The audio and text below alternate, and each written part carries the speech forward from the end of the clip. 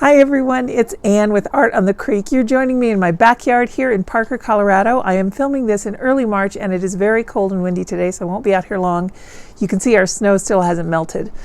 Ooh, right there is a spot where a stag came by and roughed up our tree, so we need to get out there and clean that up. But before we do, another deer has come by and used it for a little bed to nap in. And this morning we had a bunny there looking for, I don't know what, maybe a nest, maybe some food that fell. But anyway, the bunny was so cute and I thought we could take a look at him today. I've got some watercolor and I've got a Click pencil for my graphite source. So let's just go sit at my kitchen table, see what we can come up with. Are you ready? Let's get to it.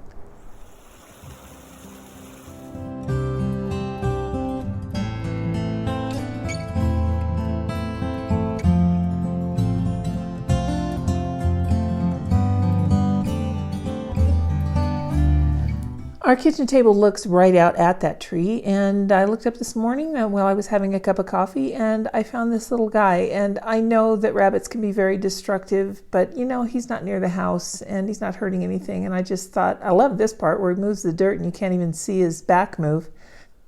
I've got my iPad propped up here on my kitchen table, and that's where I'm displaying my reference photo.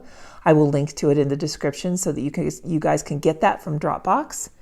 And I'm starting out with just the horizon line and his hip, the roundness of his hip. And I've just got two lines delineating where his ears will go. There he is. He was absolutely adorable, sticking his nose under the brush. I just couldn't resist. So I've defined that horizon line a little bit more, and now I'm going in and adding the eye. I really like the way he was just kind of playing peekaboo, and I thought this was just too cute. So I've got this kit planned that I wanted to kind of have in the car, and of course I'm not going to leave the paints in the car when the temps get warmer. But what I want to do is just to have this kit at the ready, always available in the car, so that I can paint something if I see it, kind of like the way you would want to have your camera available all the time, and so you use your phone camera.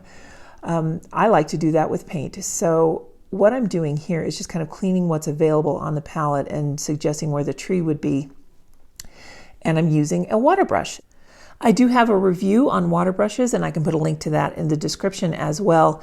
They're not all created equal, and these Zig brand for me are by far superior. I really like the amount of water that flows from them and the way that the paint moves when you push it around on your paper, because that's not something that is standard to all water brushes. It has to do with the way the water gets down to the bristles. So I'll link to that review in case you guys are interested in looking for some water brushes. Now I'm working on his fur, and the paints that I'm using are Mijello Mission Gold. It's just a dual primary set. I have a set of warm primaries and a set of cool primaries in there. And for this Portable Painter Micro, that is really all you need. I'm able to mix this great black. That's the first thing for me, is that I have to be able to mix a black, because you do need that when you're painting. And when you can mix your black, you know, you can get a lot of good dynamic values in your painting and in your work. You don't need to worry to use the lamp black or whatever black comes with your set and having it to end up being flat. So mixing your black is always a good idea. My favorite way to mix black is with some sort of reddish brown and ultramarine blue. So I do have kind of a brown red in here for one of my red primaries, and that's the one that I mix with the ultramarine. And I'm able to achieve this pretty good black here for the bunny.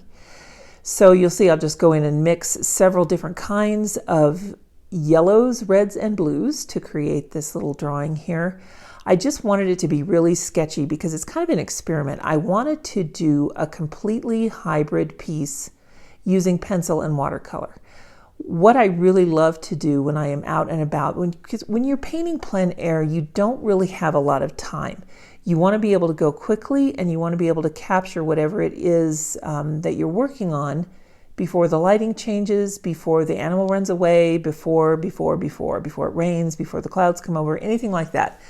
So I am practicing, because I'm a little bit rusty in this since it's been a year now since I've been able to paint outside. I always like to try and practice painting in sketchy ways, if that makes sense, because that's the way that I paint when I paint plein air. I like to make it kind of sketchy and kind of loose, interpretive. And what I wanted to do this time was to see if I could use my pencil a little bit more. instead of ink and wash, this will be pencil and wash. And I really think that that is a fun thing to do, and I just haven't done a lot of it. So you can see that these paints are really performing really well on this sketchbook. It is by Handbook, and I want to say that Speedball makes them, but you can get them just about everywhere. This particular one that I have is about, I think it's the 5x8. And I really like it because, as you can see, when it's fully spread out like that, you could do a big panoramic scene. And now I'm going in with the pencil and just kind of trying to add some of these details. And I will also suggest some shadows and shading in here. I love sketching. It's my first love.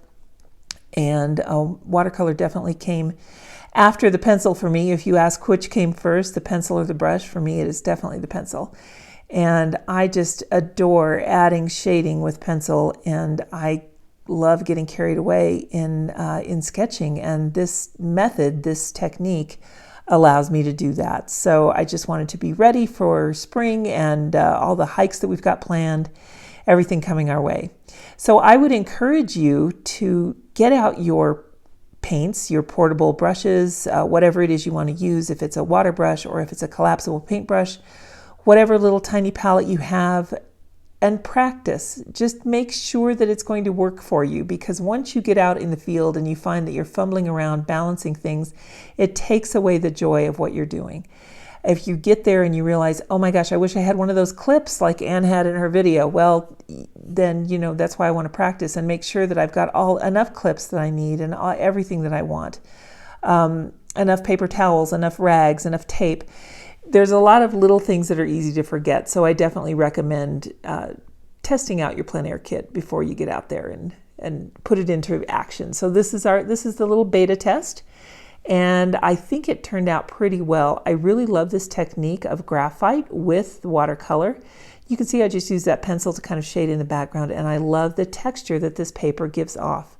So no matter where you guys are this May, if you are preparing a hike or going out and doing some plein air, I hope that you have a lot of fun putting your plein air kit together and creating some beautiful art of the things you see in nature. See you next time, guys. Have a great one. Bye now.